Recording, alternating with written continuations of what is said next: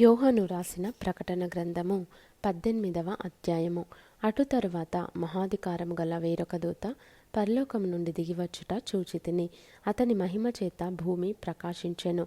అతడు గొప్ప స్వరముతో ఆర్భటించి ఇట్లనెను, మహాబబులోను కూలిపోయెను, కూలిపోయెను. అది దయ్యములకు నివాస స్థలమును, ప్రతి అపవిత్రాత్మకు ఉనికి పట్టును, అపవిత్రమును అసహ్యమునైన ప్రతి పక్షికి ఉనికి పట్టును ఆయను. ఏలయనగా సమస్తమైన జనములు మోహోద్రేకముతో కూడిన దాని వ్యభిచార మద్యమును త్రాగి పడిపోయిరి. భూరాజులు దానితో వ్యభిచరించిరి. భూలోకమందలి వర్తకులు దాని సుఖభోగముల వలన ధనవంతులైరి.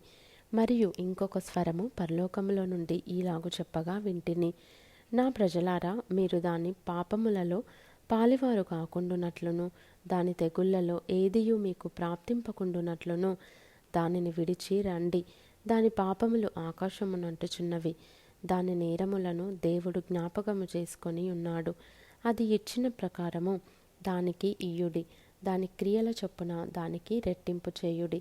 అది కలిపిన పాత్రలో దాని కొరకు రెండంతలు కలిపి పెట్టుడి. అది, నేను రాణినిగా కూర్చుండు దానను, నేను విధవరాలను కాను, దుఃఖము చూడనే చూడనని తన మనస్సులో అనుకొనెను గనుక అది తన్ను తాను ఎంతగా గొప్ప చేసుకొని సుఖభోగములను అనుభవించెనో అంతగా వేదనను దుఃఖమును దానికి కలుగజేయుడి. అందుచేత ఒక్క దినముననే దాని తెగుళ్ళు అనగా మరణమును, దుఃఖమును, కరవును వచ్చును. దానికి తీర్పు తీర్చుచున్న దేవుడైన ప్రభువు బలిష్ఠుడు కనుక అది అగ్నిచేత బొత్తిగా కాల్చివేయబడును. దానితో వ్యభిచారము చేసి సుఖభోగములను అనుభవించిన భూరాజులు దాని బాధ చూచి భయాక్రాంతులై దూరమున నిలవబడి దాని దహన ధూమమును చూచినప్పుడు దాని విషయమై రొమ్ము కొట్టుకొనుచు ఏడ్చుచు, అయ్యో అయ్యో, బబులోను మహాపట్టణమా, బలమైన పట్టణమా, ఒక్క గడియలోనే నీకు తీర్పు వచ్చెను గదా అని చెప్పుకొందరు. లోకములోని వర్తకులను ఆ పట్టణమును చూచి ఏడ్చుచు తమ సరకులను అనగా బంగారు, వెండి, రత్నములు, ముత్యములు, సన్నపు నారబట్టలు, ఊదారంగు బట్టలు, పట్టుబట్టలు, రక్తవర్ణపు బట్టలు మొదలైన సరకులను, ప్రతి విధమైన దబ్బమ్రానును, ప్రతి విధమైన దంతపు వస్తువులను, మిక్కిలి విలువగల కర్ర, ఇత్తడి, ఇనుము, చలువరాళ్ళు మొదలైన వాటితో చేయబడిన ప్రతి విధమైన వస్తువులను, దాల్చిన చెక్క, ఓమము, ధూపద్రవ్యములు, అత్తరు, సాంబ్రాణి, ద్రాక్షారసము, నూనె, మెత్తని పిండి, గోధుమలు, పశువులు, గొర్రెలు మొదలగు వాటిని, గుర్రములను, రథములను, దాసులను, మనుషుల ప్రాణములను ఇక మీదట ఎవడును కొనడు.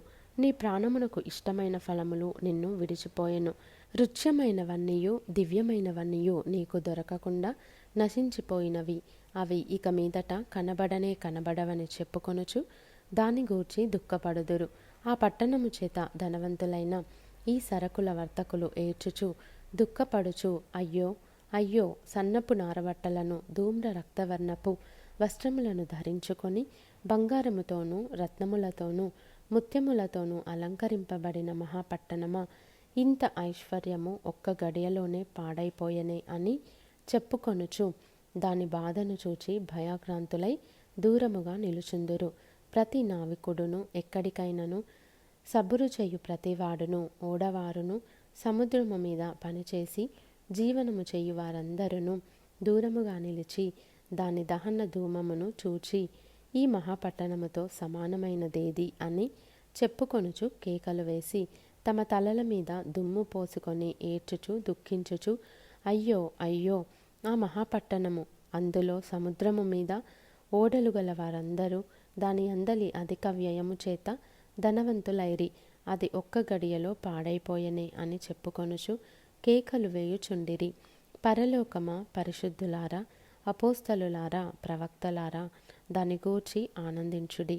ఏలయనగా దాని చేత మీకు కలిగిన తీర్పుకు ప్రతిగా దేవుడు ఆ పట్టణమునకు తీర్పు తీర్చి ఉన్నాడు. తరువాత బలిష్ఠుడైన ఒక దూత గొప్ప తిరుగటి రాతి వంటి రాయి ఎత్తి సముద్రంలో పడవేసి, ఈలాగు మహాపట్టణమైన బబులోను వేగముగా పడద్రోయబడి ఇక ఎన్నటికిని కనబడకపోవును. నీ వర్తకులు భూమి మీద గొప్ప ప్రభువులై ఉండిరి. జనములన్నయు నీ మాయమంత్రముల చేత మోసపోయిరి. కావున వైనికుల యొక్కయు గాయకుల యొక్కయు పిల్లన గ్రోవి ఊదువారి యొక్కయు బూరలు ఊదువారి యొక్కయు శబ్దము ఇక ఎన్నడును నీలో వినబడదు. మరి ఏ శిల్పమైన చేయు శిల్పి ఎవడును నీలో ఎంత మాత్రమును కనబడడు. తిరుగటి ధ్వని ఇక ఎన్నడును నీలో వినబడదు. దీపపు వెలుగు నీలో ఇకను ప్రకాశింపనే ప్రకాశింపదు. పెండ్లి కుమారుని స్వరమును పెండ్లి కుమార్తె స్వరమును నీలో ఇక ఎన్నడును వినబడవు అని చెప్పెను. మరియు ప్రవక్తల యొక్కయు పరిశుద్ధుల యొక్కయు భూమి మీద వధింపబడిన వారందరి యొక్కయు రక్తము ఆ పట్టణములో కనబడెననెను.